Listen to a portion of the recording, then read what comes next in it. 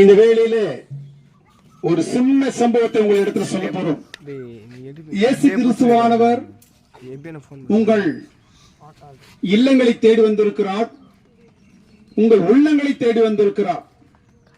இந்த இயேசு கிறிஸ்துவானவர் இப்படியாக வீதிகளிலே நடந்து செல்லும் பொழுது வேதத்திலே தீரு சீதோன் பட்டணங்கள் எல்லைகளை விட்டு புறப்பட்டு தெக்கோபோலின் எல்லைகள் வழியாய் கலிலேயா கடல் அருகே வந்தார்.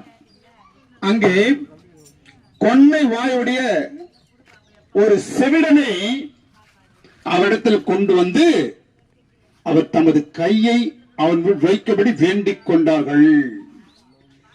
தேவனுக்கு பிரியமானவர்களே, அவன் கோணவாயி, காது கேளாதவன், பேச முடியாத இருந்த ஒரு நிலைமையிலே இயேசுவிடத்தில் கொண்டு வந்தார்கள்.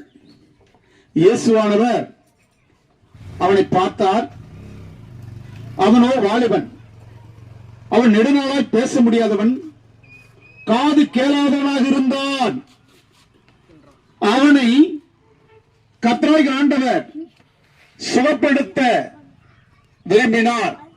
அப்போது அவர் அவனை ஜனக்கூட்டத்தை விட்டு தனியே அழைத்துக் கொண்டு போய் தம்முடைய விரல்களை அவன் காதுகளை வைத்து உமிழ்ந்து அவனை தொட்டு வானத்தை பார்த்து பெருமூச்சு விட்டு எப்பத்தா என்று அதற்கு திறக்கப்படுவாயாக.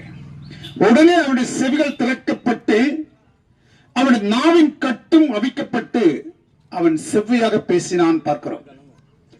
இன்றைக்கும் வாழ்க்கையிலே பேச முடியாத நிலைமையில் இருக்கிறியா, நடக்க முடியாத நிலைமையில் இருக்கிறியா, எழுந்திருக்க முடியாத நிலைமையில் இருக்கிறியா, பலவீனத்தில் இருக்கிறியா, போராட்டத்தில் இருக்கிறியா, கஷ்டமான நிலைமையில் இருக்கிறியா?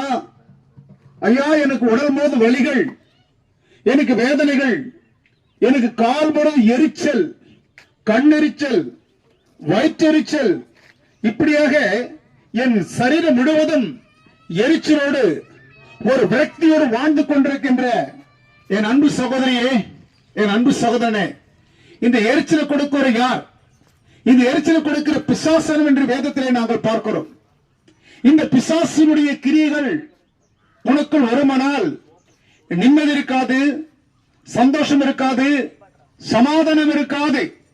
இன்றைக்கு அநேகர் இந்த எரிச்சல் நிமித்தமாக மருத்துவமனைகள் போய் பணங்களை செலவழிக்கிறார்கள்.